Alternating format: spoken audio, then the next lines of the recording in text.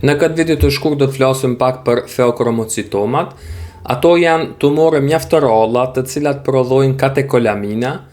90% e tyre lokalizohen në medullën adrenale, pra në medullën e gjandrave mbiveshkore.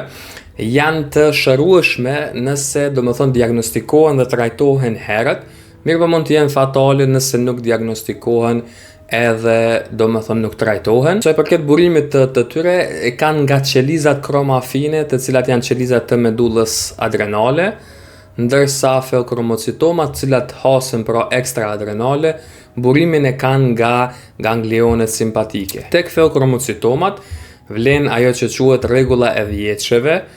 10% e tyre janë familjare, 10% janë bilaterale, 10% janë multiple, 10% janë malinje, 10% hasen tek fëmijët, si dhe 10% i fundit janë ekstraadrenale. Lokalizimi më i shpesht i feokromocitomave ekstraadrenale është në organin e cukerkandel, që është bifurkacioni i aortës. Sa i përket manifestimeve klinike të feokromocitomës, kemi një hipertension të shprehur, i cili shpesh paraqitet me epizode paroksizmale, pra të ngritjes së hipertensionit, më pas një kokëdhimbje mjaft të ashpër, djersitje profuze dhe të papërshtatshme, që nuk lidhet me ambientin apo me rrethonat në cilën gjendet pacienti. Më pas kemi tahikardi, palpitacione, si dhe një ndjenjë anksiozitetit, si dhe një ndjenjë që diçka e keqe do t'i ndodh pacientit, por kemi edhe gjetjet laboratorike, siç është për shembull hiperglikemia,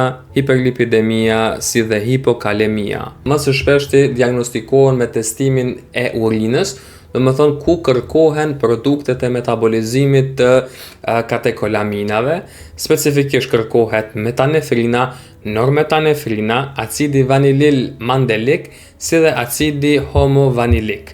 Këto 4 produkte, nëse janë prezente në urinë, atëherë na flasim për praninë e feokromocitomës.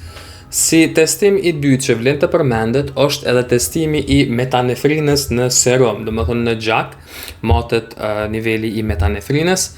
Pastaj e kena testimin epinefrin, norepinefrin në urinë edhe në gjak, që do të thotë nëse epinefrina është e ulët, atëherë na flet për një feokromocitom ekstraadrenale, për shkak se tek to norepinefrina nuk arrin të transformohet në epinefrin. Edhe mënyra e 4 të diagnostikimit të feokromocitomave është përmes imazherisë, për OCT-s dhe rezonancës magnetike. Tash shkurt flasim pak edhe për trajtimin. Trajtimi është puro kirurgjikal, të feokromocitomat, mirë do të me pas parasysh që të këta pacient, këta do të mu trajtu me alfa blokator, me fenoksibenzamin, për me kontrollu hipertensionin, si dhe me beta blokator, shumë shpesh me propanolol, për me kontrollu tahikardin, për para intervenimit kirurgjikal, e më pas bëhet kirurgjia. Shumë shpesh bëhet adrenalektomia laparoskopike, kur kemi të bëjna me tumore apo me feokromocitomat që janë me madhësi të vogël apo me madhësi mesatare. Përmendëm që feokromocitoma karakterizohet me një hipertension mjaft të shprehur. E nëse do me ditë më shumë për emergjencën hipertensive, atëherë shiko këtë video.